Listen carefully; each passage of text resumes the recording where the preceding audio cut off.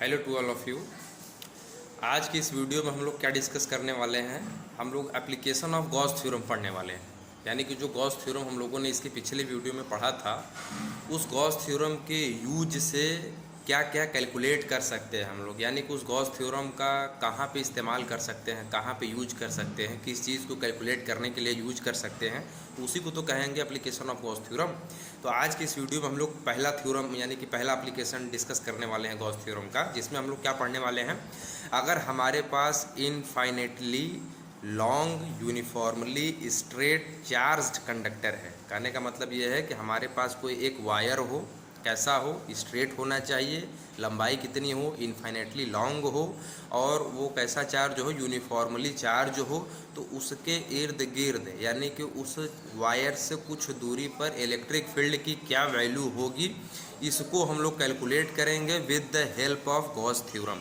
Gauss theorem का use करके electric field की वैल्यू क्या होगी इस वायर के वजह से, इसे हम लोग आज के इस वीडियो में कैलकुलेट करने वाले हैं। और उस इलेक्ट्रिक फील्ड के लिए मैथमेटिकल एक्सप्रेशन क्या होगा, साथ ही उसे भी हम लोग कैलकुलेट करने वाले हैं। तो ठीक है, आइए इसे कैलकुलेट करते हैं। आइए इसको कॉपी पे जो है कि लिख के समझ लेते हैं। तो हम लोग क्या डिस्कस करने वाले थे भाई, मैं हेडिंग लिख दे रहा हूँ। हम लोग कैलकुलेट करने वाले the value of electric field, यानी कि क्या लिखेंगे, electric field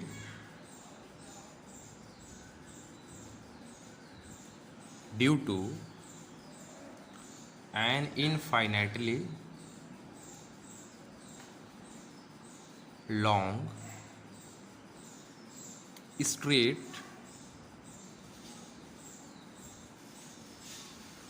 uniformly charged wire.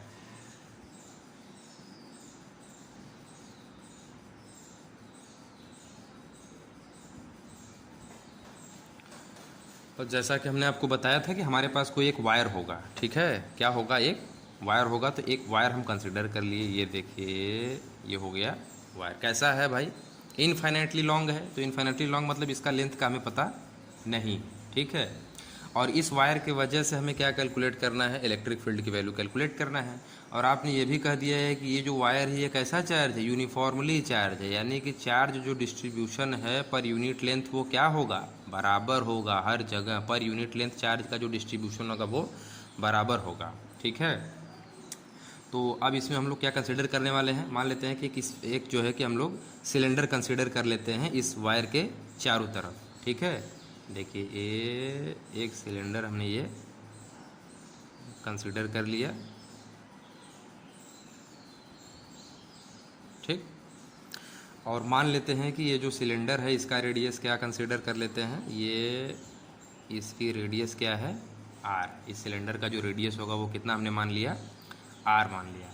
अब भाई अब इस आपके दिमाग में क्वेश्चन अराइज हो रहा होगा कि आप सिलेंडर क्यों कंसिडर कर रहे हैं। तो सिलेंडर हम इसलिए कंसिडर कर रहे हैं क्योंकि हम लोग यहाँ पे हम लोगों को इलेक्ट्रिक फील्ड की वैल्यू जो कैलकुलेट करनी है वो किस थ्योरम के हेल्प से कैलकुलेट करनी है, by the help of Gauss theorem. और गॉस थ्योरम आप जानते हैं कि आप तब अप्लाई कर सकते हैं जब तक कि आपको कोई क्लोज्ड सरफेस एरिया न मिले। तो यहाँ पर वही क्लोज्ड सरफेस एरिया हम लोगों ने कंसिडर किया है, किसके लिए, इस वायर के लिए। चूँकि यह वायर जो है लीनियर है तो इसके वजह से कैसा सरफेस एरिया हमने कंसिडर किया है, सिलेंड्रिकल। और इसके पीछे वाले वीडियो में जो आप पढ़े थे उसमें अगर जो पॉइंट चार्ज होता था तो उसके वजह से जो इलेक्ट्रिक फील्ड यानी कि जो इक्विपोटेंशियल सरफेस कंसिडर हम लोग करते थे वो कैसा होता था, स्फेरिकल होता था। तो यही कारण है कि यहाँ पर हमने क्या कंसिडर किया हुआ है, एक सिलेंडर कंसिडर किया हुआ है। और ये सिलेंडर कैसा हमारा क्लोज्ड सरफेस एरिया के लिए मानक बनेगा हमारा, ठीक है। तो अब देखिए कैसे कैलकुलेट करेंगे, कुछ चीज़ें इसमें क्या कंसिडर करेंगे। आप देख रहे हैं कि ये जो आपका यूनिफॉर्मली चार्ज वायर है, तो भाई ये कैसा है, चार्ज है, तो इसके वजह से इलेक्ट्रिक फील्ड की वैल्यू बनेगी ना। तो इलेक्ट्रिक फील्ड का जो डायरेक्शन होगा वो भाई जाहिर सी बात है कि इन चार्जों से दूर की तरफ होगा, क्योंकि पॉजिटिव चार्ज है, यानी कि ऊपर और नीचे की तरफ होगा। तो ये हो गया हमारे इलेक्ट्रिक फील्ड का डायरेक्शन। क्या हो गया, इलेक्ट्रिक फील्ड का डायरेक्शन, ठीक है। और एरिया वेक्टर की अगर हम लोग बात करें, ये जो हमने स्फीयर कंसिडर किया हुआ है, अगर इसके एरिया वेक्टर की बात करें तो सबसे पहले हमें ये पता होना चाहिए कि ये जो हम लोगों ने सरफेस एरिया कंसिडर किया हुआ है, क्लोज्ड सरफेस एरिया जो हमने कंसिडर किया हुआ है, इसके कितने पोर्शन में किस किस हिस्सों में किन किन तरीके के एरिया हैं। तो आप देख रहे हैं ये सिलेंडर है, तो भाई सिलेंडर के दो तरीके के एरिया होते हैं। ये कर्व्ड सरफेस एरिया होता है, यानी कि ये वाला एरिया, ठीक है।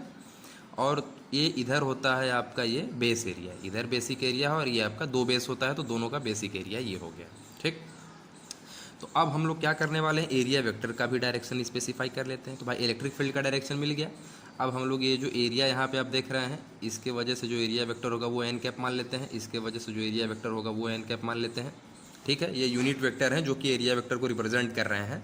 और आप जानते हैं कि एरिया वेक्टर जो होता है वो हमेशा एरिया के क्या लिया जाता है, नॉर्मल लिया जाता है, इसलिए हमने इस दोनों को नॉर्मल ले लिया है। और इधर पे जो एरिया वेक्टर होगा वो भी क्या होगा, एन कैप यूनिट वेक्टर होगा, जो कि इस कर्व्ड सरफेस एरिया पे क्या होगा, नॉर्मल होगा। ठीक है, इतनी बात क्लियर हो गई। अब जो है कि क्या करने वाले हैं हम लोग, ये एक छोटा सा यहाँ पर एरिया कंसिडर कर लेते हैं। पूरा एरिया अगर यस होता है तो ये छोटा सा जो कंसिडर करेंगे तो ये क्या होगा भाई, जाहिर सी बात है कि डी एस होगा। क्यों, डी एस होगा ना। ठीक, और ये जो पॉइंट है इसे पी मान देते हैं, जिस पॉइंट पे हमने इस एरिया को कंसिडर किया ये पॉइंट पी हो जाएगा। अब हम लोग क्या करने वाले हैं, गॉस थ्योरम को अप्लाई करने वाले हैं। गॉस थ्योरम को अप्लाई करके सबसे पहले हम लोग इलेक्ट्रिक फ्लक्स की वैल्यू को कैलकुलेट करेंगे। क्या करेंगे, इलेक्ट्रिक फ्लक्स की वैल्यू को कैलकुलेट करेंगे। तो गॉस थ्योरम से हम लोग क्या जानते हैं, sir closed surface integral of electric field gives the value of electric flux, यही होता है इलेक्ट्रिक फ्लक्स की वैल्यू। तो ये क्या होता है, phi E is equal to surface integral of E vector dot D S. अब आप यहाँ से देखिए, ये आपका क्लोज्ड सरफेस इंटीग्रल है, ई वेक्टर है, तो यहाँ पे हमने ई वेक्टर लिख दिया और हमें ई वेक्टर ही कैलकुलेट करना है, तो इसके साथ कोई चेंजेस नहीं होंगे। और ये आप देख रहे हैं डी एस है, यानी कि यहाँ पे अब ये भाई जो एरिया वेक्टर है ये आप देख रहे हैं, इसका जो नॉर्मल वेक्टर है वो एन कैप है, यानी कि दोनों का डायरेक्शन सेम है। आप इलेक्ट्रिक फील्ड और जो नॉर्मल वेक्टर है यानी कि एरिया वेक्टर, दोनों का डायरेक्शन क्या है, सेम है। और डायरेक्शन सेम होता है तो आपको बताया गया है कि दोनों वेक्टर के बीच में एंगल कितना बनता है भाई, 0 डिग्री का बनता है।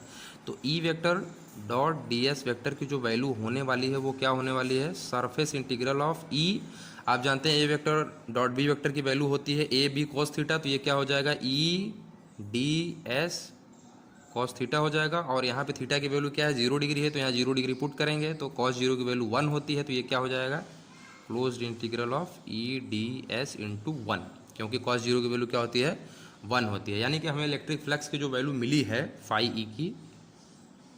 अच्छा, एक बात और भी यहाँ पे थोड़ा सा ध्यान दे लीजिएगा,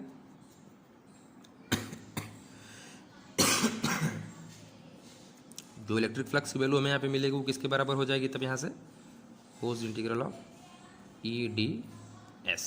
ठीक, इतनी बात क्लियर है। अब देखिए यहाँ फाई ई है तो हम यहाँ फाई ई लिख देते हैं इलेक्ट्रिक फ्लक्स, और ये क्या है, क्लोज्ड इंटीग्रल है, ध्यान दीजिएगा क्या है, क्लोज्ड इंटीग्रल है। तो ई वेक्टर हमारा बाहर हो जाएगा, क्योंकि कांस्टेंट हमने आपको बताया है कि वेरिएबल पहचानने का तरीका क्या होता है, डी के जो बगल में होता है, यानी कि डी के बगल में एस है यानी एरिया है, एरिया को छोड़ के बाकी सब क्या होता है, कांस्टेंट हो गया इस टर्म में। तो ई बाहर हो गया, इंटीग्रल ओवर डी एस होगा। ठीक है, तो फाई ई, अभी हम लोग इलेक्ट्रिक फ्लक्स कैलकुलेट कर रहे हैं किसके वजह से, due to curved surface area of cylinder. ठीक है, पहले ये कैलकुलेट कर लेते हैं, फिर इसके बाद ये जो बेस एरिया की वजह से इलेक्ट्रिक फ्लक्स मिलेगा उसे कैलकुलेट कर लेंगे। तो अब देखिए यहाँ पे ई हो गया है हमारा डी एस। डी एस तो ये थोड़ा सा एरिया जो आपने कंसिडर किया था, लेकिन अगर आप इसे इंटीग्रेट करेंगे तो ये आपको पूरा कर्व्ड सरफेस एरिया सिलेंडर का देगा। और आप जानते हैं कि अगर इस सिलेंडर की लंबाई आपने स्मॉल एल कंसिडर किया हो और इस सिलेंडर का रेडियस जो हो स्मॉल आर हो, तब इस केस में जो इसका एरिया होगा वो किसके बराबर होता है, 2 पाई आर एल के बराबर होता है। सिर्फ कर्व्ड सरफेस एरिया की बात अभी हो रही है। ठीक है, आप ध्यान दीजिएगा, मैं बेस एरिया को इसमें इंक्लूड नहीं कर रहा हूँ, क्यों नहीं कर रहा हूँ वो अभी बता दूंगा। ठीक है, तो ये एरिया कितना हो गया भाई, 2 पाई आर एल। ठीक, तो phi E is equal to E 2 pi R L. तो ये तो इलेक्ट्रिक फ्लक्स की वैल्यू हुई हमको कर्व्ड सरफेस एरिया की वजह से। लेकिन अगर हम लोग बेस सरफेस एरिया की वजह से बात करें तो आप देख रहे हैं जो आपको एरिया वेक्टर मिल रहा है उसका डायरेक्शन क्या है, अलोंग द वायर है। और यहाँ पे जो इलेक्ट्रिक फील्ड मिलेगा वो तो भाई ऊपर या नीचे की तरफ मिलेगा। तो आप देख रहे हैं कि इलेक्ट्रिक फील्ड और एरिया वेक्टर के बीच में एंगल कितना बन रहा है, 90 डिग्री का बन रहा है। तो अभी इस केस में जो आप इलेक्ट्रिक फ्लक्स की वैल्यू कैलकुलेट करेंगे due to base area, electric flux E B में लिख दे रहा हूँ। ठीक है, electric field due to base area, इसको आप साइड में ही लिखिएगा। तो आप क्या देखने को यहाँ से आपको क्या मिलेगा, फार्मूला होता है क्लोज्ड इंटीग्रल ई वेक्टर डॉट डी एस होता है। कोई एरिया यहाँ पे छोटा सा हम लोग डी एस कंसिडर कर लेते हैं। ठीक है, डी एस एक तरफ का भी कर रहे हैं, आपको इधर का भी क्लियर हो जाएगा। तो जब डी एस आप कंसिडर करेंगे तो अब ये क्या हो जाएगा भाई, ई डी एस कॉस थीटा होता है। तो इनके बीच में एंगल कितना बन रहा है, 90 डिग्री बन रहा है। यहाँ पे इंटीग्रल हमने लगा दिया।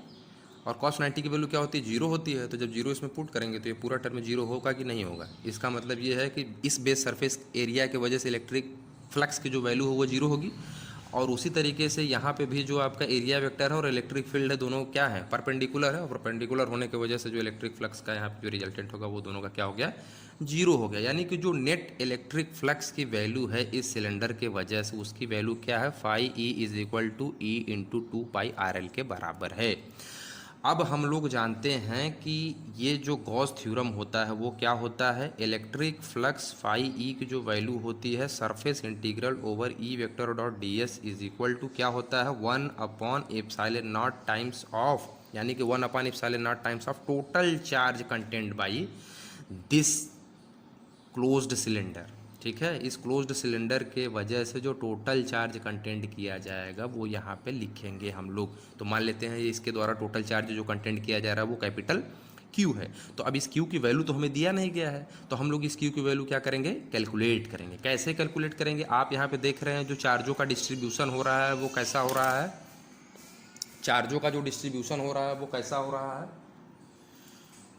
लीनियर डिस्ट्रीब्यूशन हो रहा है।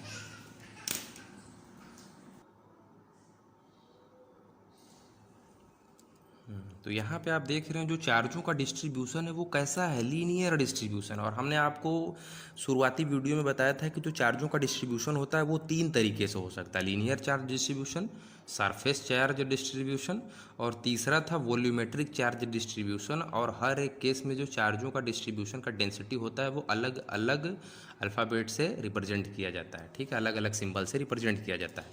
तो in case of linear charge distribution आपको बताया गया था कि जो चार्ज डेंसिटी होती है उसे लेमडा से रिप्रेजेंट करते हैं, और इसकी जो वैल्यू होती है वो चार्ज पर यूनिट लेंथ के बराबर होती है, यानी कि Q, और लेंथ इसका पूरा क्या है, L है। तो टोटल चार्ज मान लेते हैं हम लोगों ने कंसीडर कर लिया है कि यहाँ से यहाँ तक टोटल चार्ज क्या है, Q है, और यहाँ से यहाँ तक की लंबाई क्या है, L है। तो चार्ज पर यूनिट लेंथ या चार्ज बाय लेंथ की वैल्यू ही तो क्या होती है, लीनियर चार्ज डेंसिटी के बराबर होती है। तो यहाँ से जो Q की वैल्यू होगी वो किसके बराबर होगी, लेमडा L के बराबर होगी। ठीक है, और यही लेमडा L की वैल्यू बस हम लोग इस इक्वेशन नंबर 1 में पुट करने वाले हैं। तो जैसे ही पुट करेंगे देखिए ये अगला इक्वेशन क्या रूप ले लेगा, और ये जो फाई ई की वैल्यू हम लोग इलेक्ट्रिक फ्लक्स की वैल्यू कैलकुलेट किए हैं E इंटू 2πRL, ये इस यहाँ पे पुट करेंगे, और Q की वैल्यू लेमडा L यहाँ पे पुट करेंगे। तो जब पुट करेंगे तो देखिए क्या रूप लेगा, यहाँ फाई ई है, ये हो गया E इंटू 2πRL हो गया, और इक्वल टू क्या है, Q की वैल्यू क्या है, लेमडा L है, अपॉन क्या है भाई, एप्सिलॉन नॉट। ठीक, अब यहाँ से हमें इलेक्ट्रिक फील्ड की वैल्यू कैलकुलेट करनी थी। तो इलेक्ट्रिक फील्ड की वैल्यू क्या हो जाएगी, इसे यहीं पकड़ के रखिए, बाकी इन टर्मों को राइट साइड भेजिए। तो E is equal to lambda L upon 2π ये एप्सिलॉन नॉट R L हो जाएगा, L से L कट जाएगा। ठीक है, तो यहाँ से जो इलेक्ट्रिक फील्ड की वैल्यू मिलेगी वो क्या होगी, lambda upon 2π epsilon naught R होती। इसका मतलब ये हुआ कि अगर हमें कोई linear uniformly infinitely long straight charged wire मिलता है तो इसके वजह से जो इलेक्ट्रिक फील्ड की वैल्यू किसी डिस्टेंस R पर जो होगी इसके इर्द गिर्द, अब चूंकि देखिए आप देख रहे हैं इस सरफेस पे यहाँ पे और यहाँ पे पूरा ये जो सरफेस ऐसे 3 डायमेंशनल सरफेस होगा ना, हर जगह इलेक्ट्रिक फील्ड की वैल्यू बराबर होगी। क्यों बराबर होगी, चूंकि सबका डिस्टेंस R पर ही ना होगा, ये डिस्टेंस R बराबर होगा। तो आप यहाँ से देख सकते हैं R बराबर है तो इलेक्ट्रिक फील्ड की वैल्यू क्या होगी, हर एक पॉइंट पर बराबर होगी। ठीक है, और कंडीशन ये है कि चार्जों का डिस्ट्रीब्यूशन कैसा होना चाहिए, यूनिफॉर्मली होना चाहिए। अगर ये चार्जों के डिस्ट्रीब्यूशन में आप यूनिफॉर्मिटी डिस्ट्रॉय कर देंगे तब जो है कि इलेक्ट्रिक फील्ड की वैल्यू हर जगह बराबर नहीं होगी, तब उसके लिए स्पेशल केस लगने लगेगा। तब एक पर्टिकुलर जोन में आपको वो लेवल बहुत हाई हो जाएगा, आपको एक पर्टिकुलर जोन में पहले चार्ज की वैल्यू कैलकुलेट करनी पड़ेगी, और हर एक चार्जों की वजह से थोड़े थोड़े रीजन की वजह से इलेक्ट्रिक फील्ड की वैल्यू अलग अलग आएगी। तो वो कोई मतलब केस नहीं हुआ, हम लोगों ने यहाँ पे जनरल कंडीशन कैलकुलेट किया है।